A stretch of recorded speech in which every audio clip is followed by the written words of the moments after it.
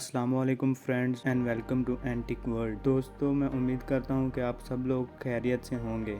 हमारा आज का टॉपिक फिर हिस्ट्री पर है और आज हम फिर सुबह पंजाब के एक शहर मुल्तान के ऊपर उसकी हिस्ट्री के मुतालिक वीडियो बनाएंगे। पहले हमने लाहौर शहर के मुतालिक बनाई थी, आज हम मुल्तान शहर की तारीख के मुतालिक बताएंगे। और मेरा चैनल सब्सक्राइब कीजिएगा और वीडियो को पूरा वॉच कीजिएगा और लाइक शेयर और कमेंट ज़रूर करिएगा, शुक्रिया। तो चलें वीडियो स्टार्ट करते हैं। नाजरीन, कहते हैं कि मुल्तान की तारीख इतनी ही कदीम है कि जितनी इंसान की खुद अपनी तारीख कदीम है। मुल्तान की क़दामत पर गौर करें तो इसमें पाकिस्तान और हिंदुस्तान को क्या पूरा जहान समा सकता है। मोहनजोदारो और हड़प्पा जैसे सैकड़ों नहीं बल्कि हज़ारों शहर आबाद हुए, मगर गर्दिश अयाम का शिकार होकर फिर सफ़ाए हस्ती से मिट गए। लेकिन बुजुर्ग शहर मुल्तान हज़ारों साल पहले भी जिंदा था और आज भी जिंदा है। मुल्तान को सफ़ाए हस्ती से ख़त्म करने की कई कोशिशें करने वाले हमला आवर खुद नीस्तो नाबूद हो गए और इनका आज कोई नामो निशान नहीं है,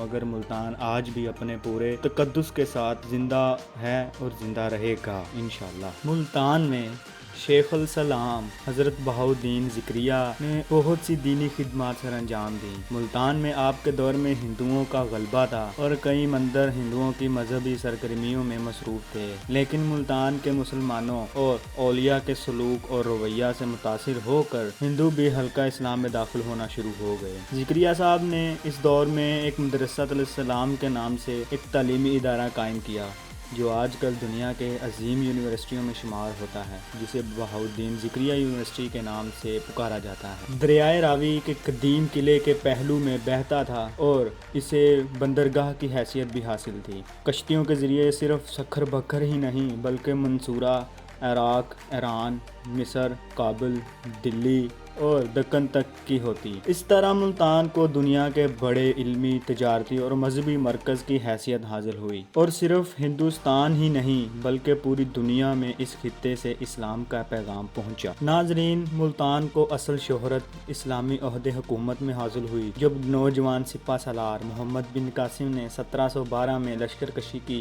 और यहाँ तकरीबन 10,000 अरब आबाद किए, एक जामे मस्जिद तामीर करवाई। मोहम्मद बिन कासिम के ज़माने में मशहूर मोरखो मुफक्कर अल बैरूनी यहाँ आया और 5 साल से ज़्यादा अरसा तक मुल्तान में ज़िंदगी गुजारी और मशहूर किताब अल हज़ लिखी, जिसमें खुसूसन मुल्तान की तहजीब व सकाफ़त को ज़ेर बहस लाया गया।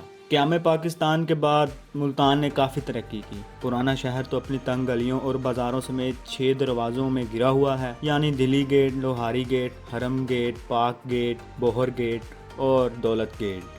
अंदरूनी शहर में तो कुशादगी की गुंजाइश न थी, सिवाय इसके कि बहुत सी कदीम इमारतों को मुनहद्दम करके नई इमारतें इस्तवार की जाएं।